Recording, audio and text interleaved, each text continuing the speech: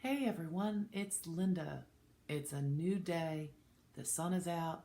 It just snowed around here and I'm feeling pretty good.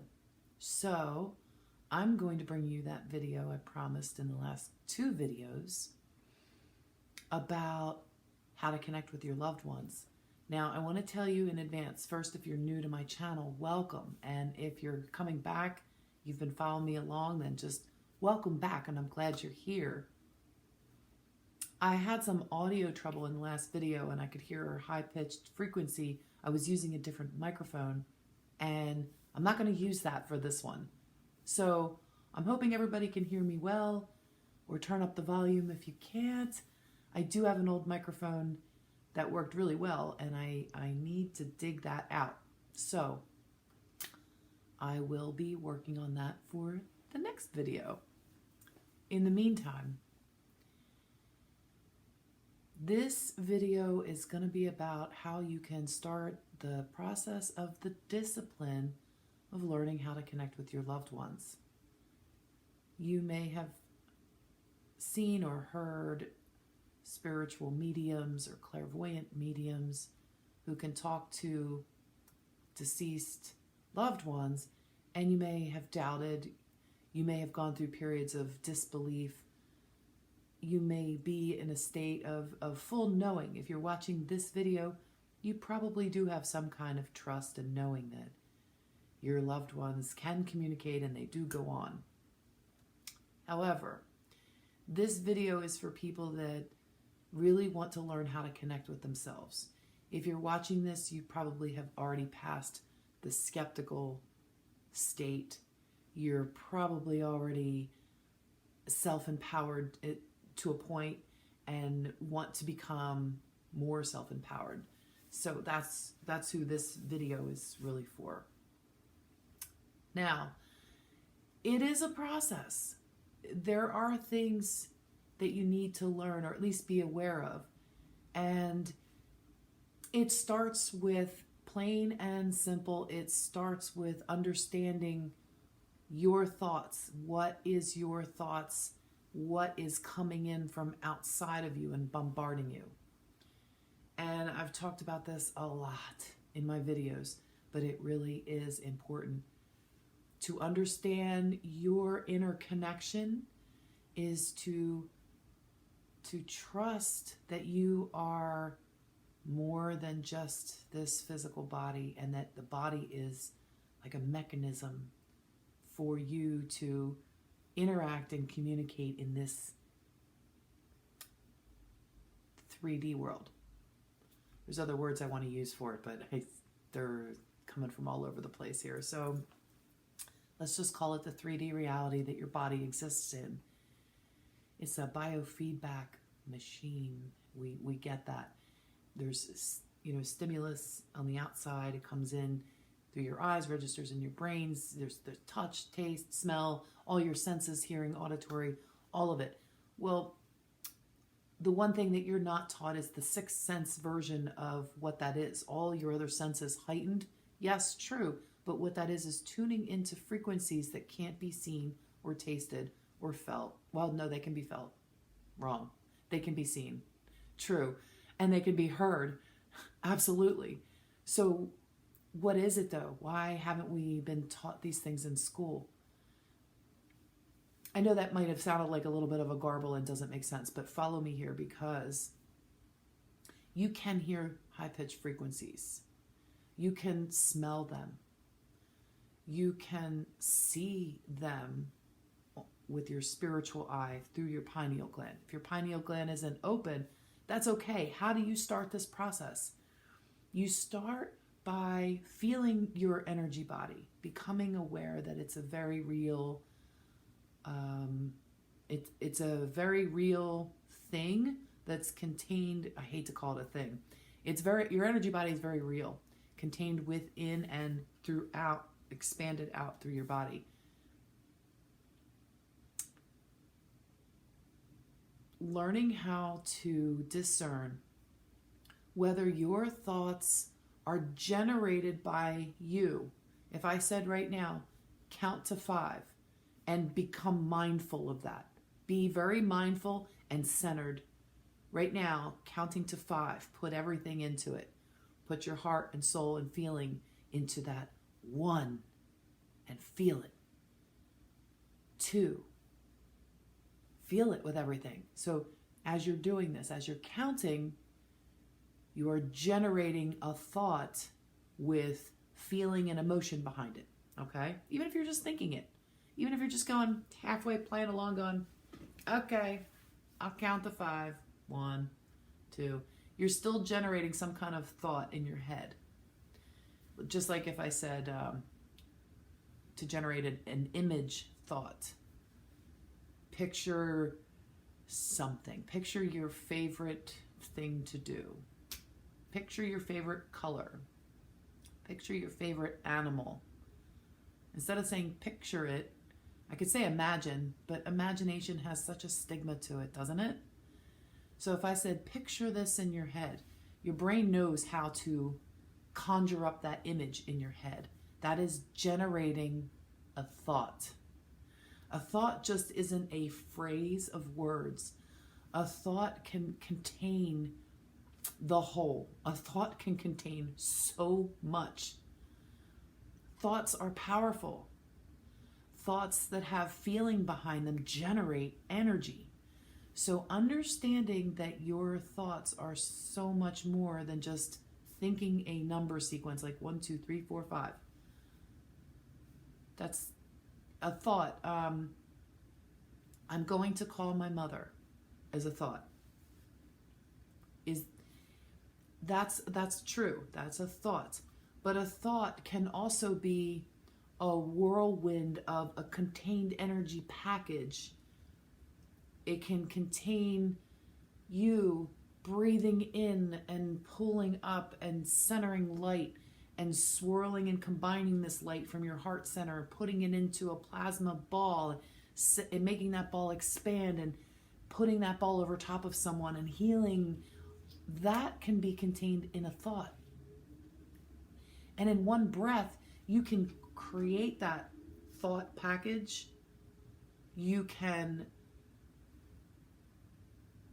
while you're holding your breath, manipulate that, and that's not a bad word, you can manipulate that energy. Mold is more the word instead of manipulate, but you can mold that energy to what you want it to do in the thought. And then on your out breath, you can send it where you want to send it. That's still a thought, but you're consciously in control of sending that energy package to someone or something. So there's a lot that you can do when you become aware that thoughts are things, thoughts are actions, thoughts are energy. Excuse me. So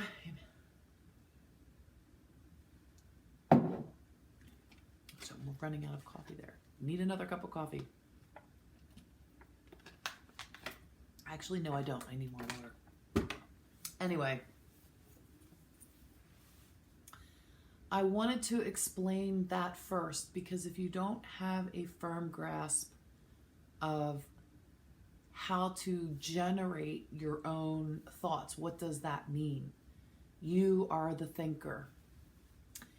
You becoming, which we talk about this in the discipline of meditation, and becoming the observer means that you are listening. You are in a state of just watching, not actively doing, which we are so conditioned to do in this world. I have to do this, I have to do that, I have to go here, I have to go there, I have to do.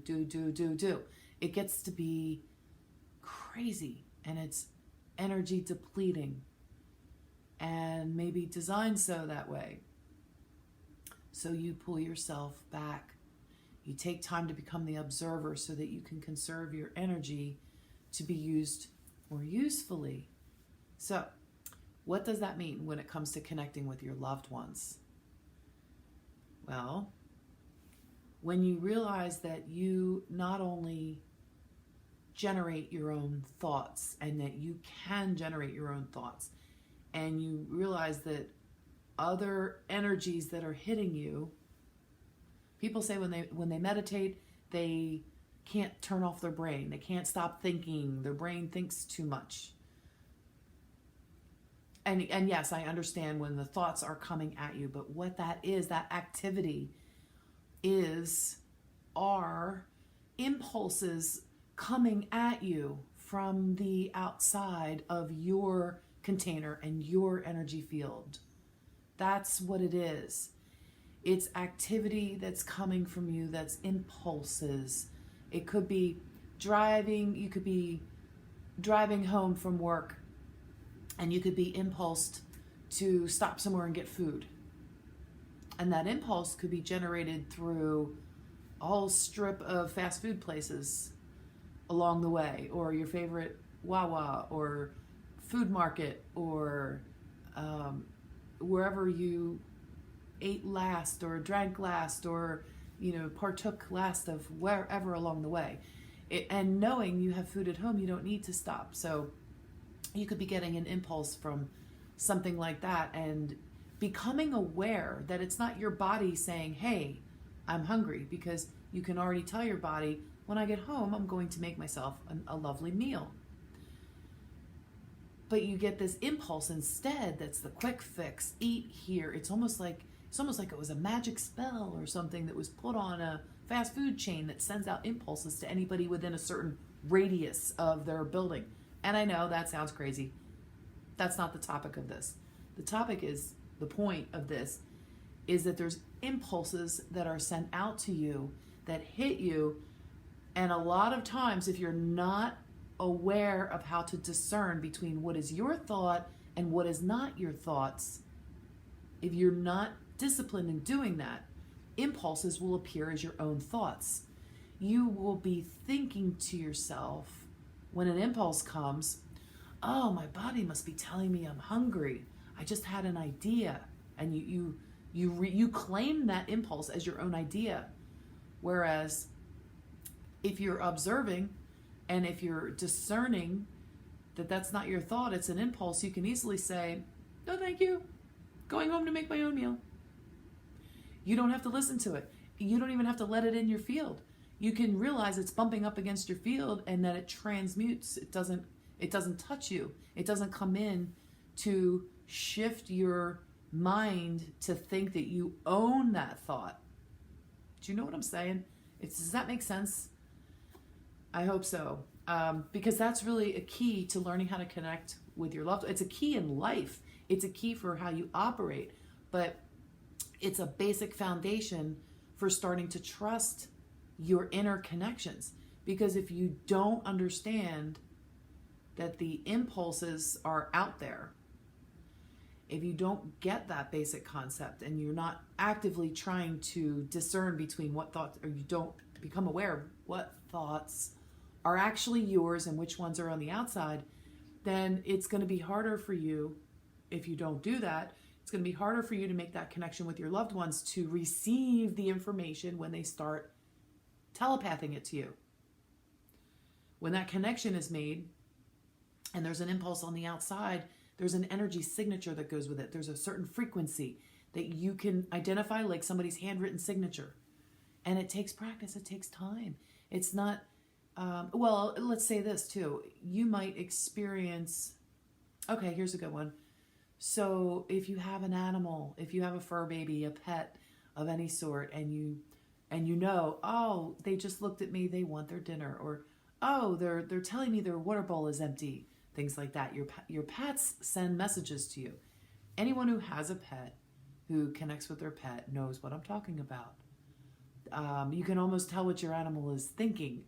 And yes, we tend to put human attributes on them. But if you connect with their spirit, you realize they're still a whole, complete being themselves. And so if you work on telepathy with animals, you can work on it with plants too. But let's just leave it at animals for now. You learn where they're sending you a message versus you making up something like, oh, you're joking around and you're saying, oh, my animal just said, What are you talking about? And you're making up words that your animal is saying. Well, how do you know that they're not really joking around with you on those levels? You don't, unless you practice telepathy with them. And then you may get some hits, you may not, you may get some misses, but that's how you practice. Every experience that you have is not fail or success, but let's put it in those terms just to be clear. And they're all experiences, but I'm going to say failure and success. So let's take, we'll take my life, for example. Great. We'll take my life and we'll say every, measured by society standards, I could be a failure, right? I got my college degree and everything. Do I have a high paying job? Do I have status? No. So according to all accounts by society, I'm a failure. But if we look at the experiences that I've had, starting from, the first job I ever had and going on, every experience, every entrepreneurial experience, and I like to call myself a serial entrepreneur, but that's just, it's just a series of experiences, because every single experience that I have had so far has given me experience. And I like having a variety. I don't want to be just stuck in one experience and day to day going in or clocking in or whatever. That's not who I am. That's not why I came here. I came here to experience a variety of things. And a lot of the things that I've tried has been entrepreneurial. So it's been creative, of my own endeavors or of my own volition. And I enjoy it. And yeah, we still have to conform to a point to be able to pay rent and pay our bills and that kind of thing. So yeah, we got to make ends meet and put food on the table and take care of our families. And yeah, by a lot of measures in society, you could say I'm a failure that way. But I refuse to accept that I'm a failure, because I'm not. I'm an experienced adventurer, or no, that's not right. Well, yeah, anyway, I like to collect my experiences because that's why I'm here. I'm a creative, artistic, adventure type. Yeah. Anyway, I've learned a lot of things, and it's time to share. And I've been trying to do that.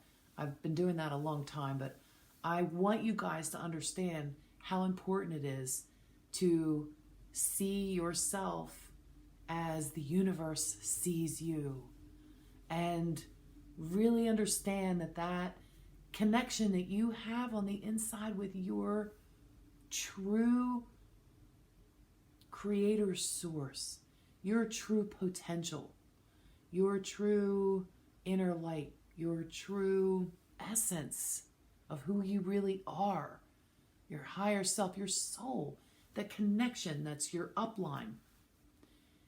To understand that, to really feel into that, and to trust, because no matter how bad things can seem in this world, that's not really the point. It is the point. It is the point to know what a really shitty meal is. Excuse the French. To know what a really wonderful meal is when you have that, because that's a full state of gratitude. You may have good, you may never have had a really, really bad meal. You may have had in the middle, and now you have great, so you think you're grateful for what you have.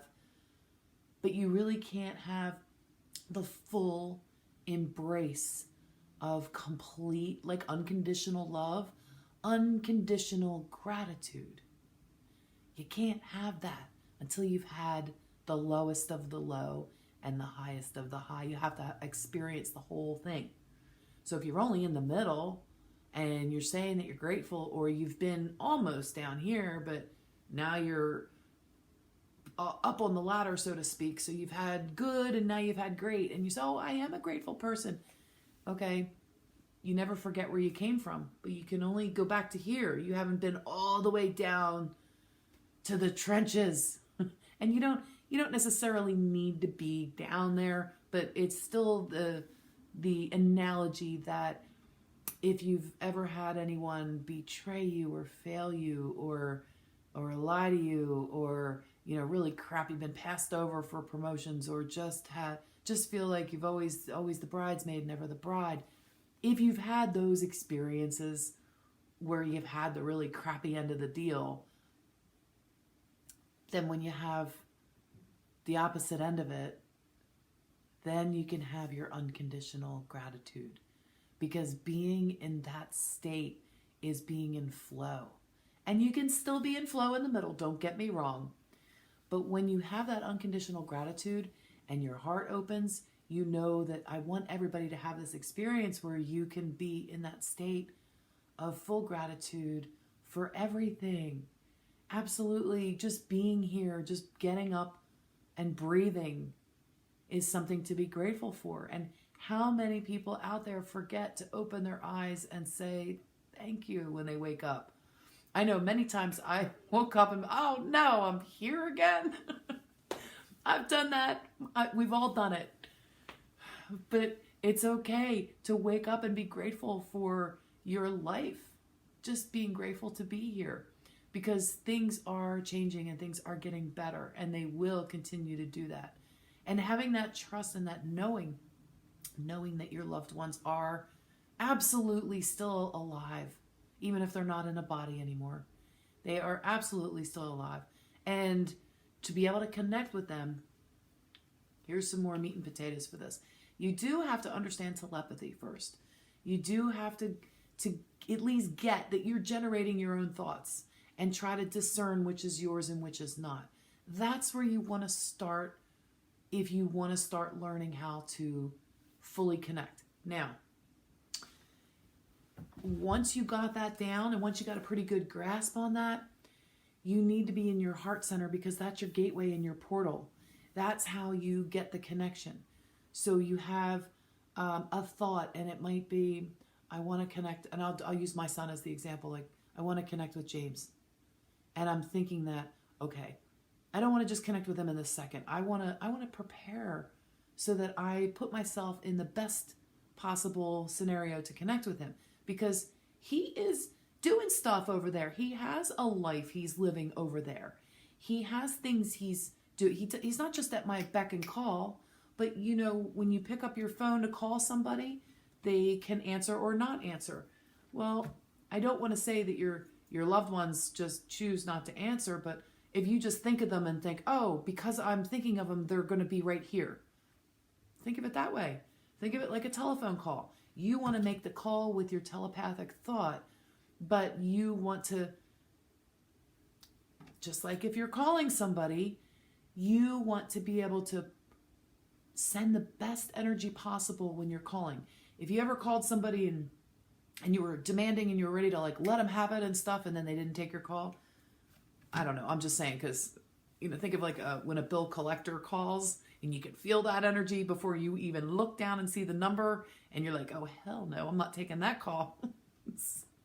And if you've never had a bill collector call, then you are not understanding what I'm saying. But anyhow, I digress. So back to calling your loved one. You want to be able to put yourself and them in the best possible state of making a connection. And so it would help if you send a telepathic thought to them to say, hey, I'd really like to connect with you.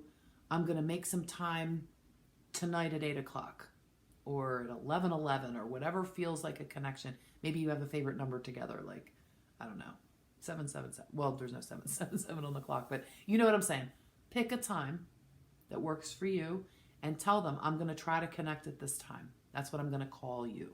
The telepathic message is a thought generated so that they're going to receive that and understand that you're going to make a heartfelt attempt to make a connection. You're not just going to just think of them and expect that they're going to be there. They may send a telepathic message back like, oh great, let's try to connect.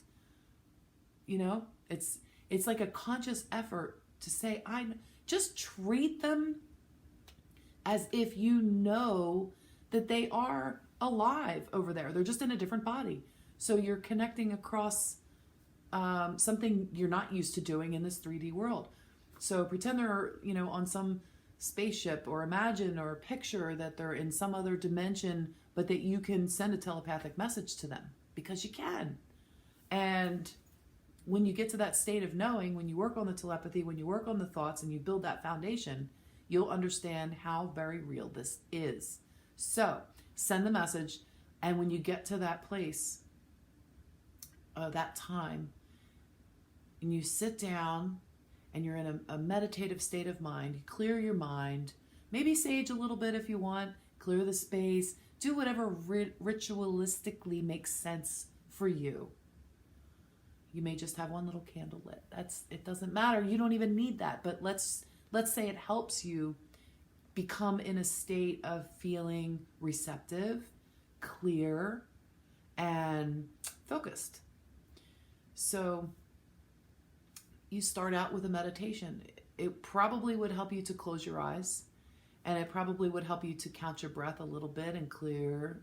Just do a couple breathing exercises, maybe counting in from 1 through 4 on your in breath, hold it, and then out in through your nose, and then out through your mouth. Maybe breathe out for 8 seconds, twice as long as you're breathing in. It just helps your body to relax. When you get your body out of it, you can bring your consciousness into it and your energy into it a little better, because we are so attached to the body. So to try to tap out what doesn't feel right, what hurts, you can do all that, but get yourself in a state, maybe by playing music, get in a state of relaxation. Do not lay down. Work on getting relaxed by sitting. You can sit in a chair, but if you lay down and you fall asleep, it's not going to serve any purpose. You're not going to be able to do it consciously. You'll do what you normally do, and then you may or may not remember the dream. It defeats the purpose. So that's a whole nother lesson. So when you get yourself in a state of relaxation and you breathe a few times, it doesn't take long, but take as long as you need. Doesn't take long, but take as long as you need. I like that. And then send them the telepathic message, but feel it in your heart. You think the message and generate the thought with your brain, with your head, you're thinking, but you're using your heart. You're seeing your heart center spinning. You're seeing the energy, the vortex, the gateway open. Visualize it then. If you want to call it using your imagination, use your imagination, but visualize your heart spinning and opening. And drop your attention down into your heart. That is a gateway. Did you ever see Stargate in any version, in any one of the shows? I think SGU is on right now on Prime. But there's Stargates. It's a big circle. Imagine that circle is your heart portal. Okay? And you can dial in anywhere. You can dial into your loved one. But, it's complicated. It's very locked down. So you know what I'm saying. It's not just like, oh, just open it. You have to really, if the Stargate's on the outside, on the inside is you. So you can be standing behind the Stargate and walk out through into wherever you want. But you really got to practice the meditation, and you really got to practice the visualization, because when you're visualizing with your heart's intent, that portal becomes a very real in-out gate you can walk through. So I know this sounds kind of silly to some people, but it doesn't matter. If it sounds silly to you, then leave it. It's not meant for you. But for those that are trying to practice, if your eyes are closed and you're visualizing your loved one, you will be able to physically feel when their energy body is in your presence. And then you can have your telepathic communications. Using your heart as a portal means that you can allow yourself, you can allow them to connect with you safely on the inside. And then if you want to travel to where they are, they may want to take you on a journey. Then you can use your own Stargate portal, your own galactic center portal. You can use that to go somewhere or not. But they will be able to visit you through that gate, because you will be standing right behind the gate on the inside of your body. And that is fully protected. It's fully, the only being that can get through is the one that you are choosing to allow in. You hold the keys to that. So finding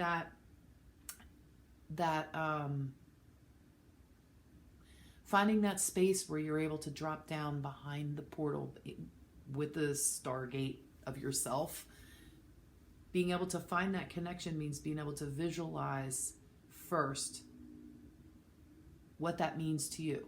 And a good visual is a Stargate portal with you behind it, and you are dialing with your thought intention to your loved one.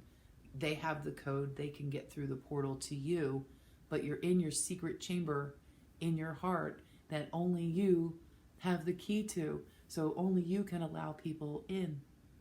And so while you're there, if you are you see your loved one standing in front of you, again, your eyes are closed, you're in like a meditative state, and you see your loved one, you can create, imagine like a white room in the Matrix where you can create anything you want, right? So you have this center chamber. This is the secret, this is your happy place. This can be your whatever you have seen for your happy place, your protected space. This is inside your heart portal. This is your space. You can do anything you want there. You can create whatever you want there. It could be a vast, vast, big space, or it can be a little room. You can change it anytime you want to, but it's your space. And so while you're there and you have a visitor or you're meeting with someone, you are communicating in there. You can do healing work in there. You can get information while you're in there. You can connect with your loved ones while you're in there. And what's interesting is you may forget about that secret room that's in your heart chamber. You may, that's a very safe way of connecting with your loved ones.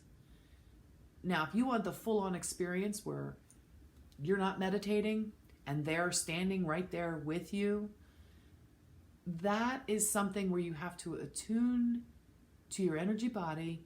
You have to become aware of, like when you get the chills when somebody's there, and you can telepathically communicate in this 3D world, very real. Like I'm standing here right now, and if my son was standing right here beside me or sitting over here or whatever, and I knew it was him and I can communicate with him. Now that's how our conversation went the other night when he visited. It was just like that on the outside. There was no secret heart chamber. But when he left and he went through my Stargate portal, he was reminding me about this knowledge that I have, that I've used, and that should be shared with you guys. Because when you start working on your own portal area, your own secret chamber, when you start doing that, you get better and better and better at your connections, because you're working on discerning whether your thoughts are yours or whether they're impulses. You're working on creatively, actively generating thoughts and learning how to be the witness or the watcher or the bystander or the observer. You're working on those things.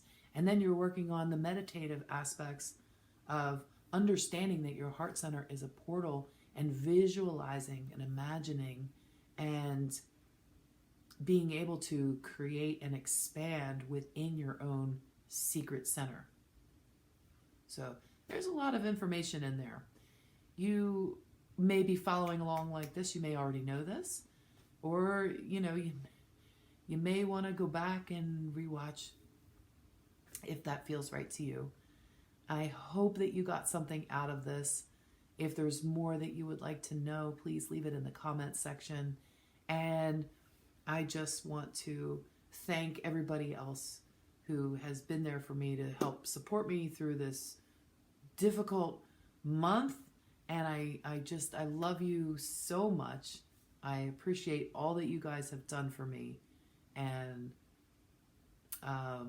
Robert, thank you. And Marcus, again, thank you. And Karen, very, very nice connecting with you guys. You guys, love you so much. I will see you in the next video.